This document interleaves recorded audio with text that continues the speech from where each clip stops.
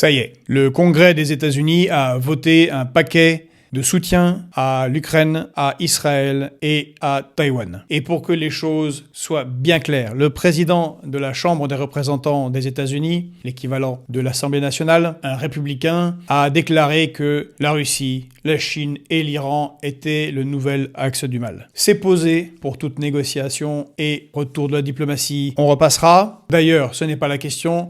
La question essentielle qui se pose à l'administration Biden, c'est les élections de novembre et que Trump ne gagne pas. Ce qui vient d'être fait, c'est un accord avec l'appareil militaro-industriel américain, principalement, et d'ailleurs que dénonçait l'ancien président Eisenhower, qui fut le grand stratège du débarquement du 6 juin 1944, dont nous allons bientôt fêter le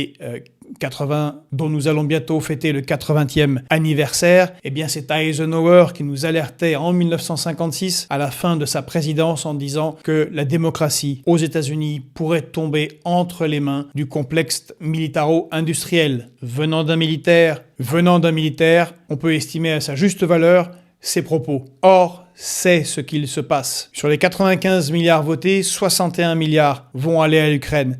Mais le gros de cet argent va immédiatement aller sur les comptes en banque des actionnaires et des entreprises de l'appareil militaro-industriel américain, puisqu'il s'agit principalement de recompléter des armements et des munitions déjà envoyés en Ukraine. Le problème est que sur le front en Ukraine, les choses vont très mal pour les Ukrainiens. Or, ceux qui, soi-disant, défendent l'Ukraine, le font fort mal. Chaque jour, c'est entre 500 et 1000 soldats ukrainiens qui meurent dans une situation de quasi-débandade. Contrairement à ce qui est dit dans les médias de masse, l'armée russe avance sur l'ensemble du front, grignotant village après village, mais surtout, elle empêche l'armée ukrainienne de prendre une position défensive et de construire une position défensive, comme l'avaient fait les Russes après la première contre-offensive réussie du printemps 2023 des Ukrainiens. Refuser toute négociation au point de désigner l'autre dans l'axe du mal, ce qu'avait été le cas de George Bush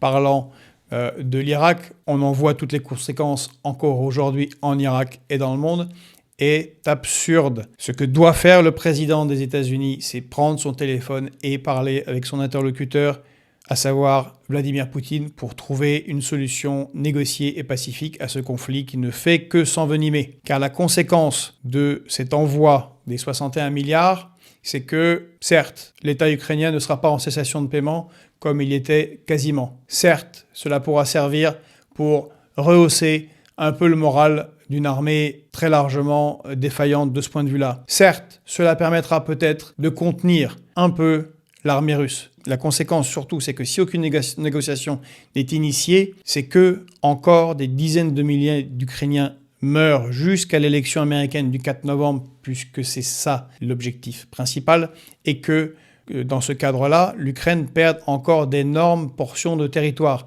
Kharkov est dans la cible des Russes, Dniepropetrovsk, Zaporijjia et bien sûr Odessa. Quelle est la rationalité de ceux qui soi-disant veulent défendre l'Ukraine et quelle est la rationalité de ceux qui disent l'Europe c'est la paix? Pour le moment, il n'y en a aucune. Nous sommes dans une phase d'escalade extrêmement dangereuse. Il faut s'y opposer.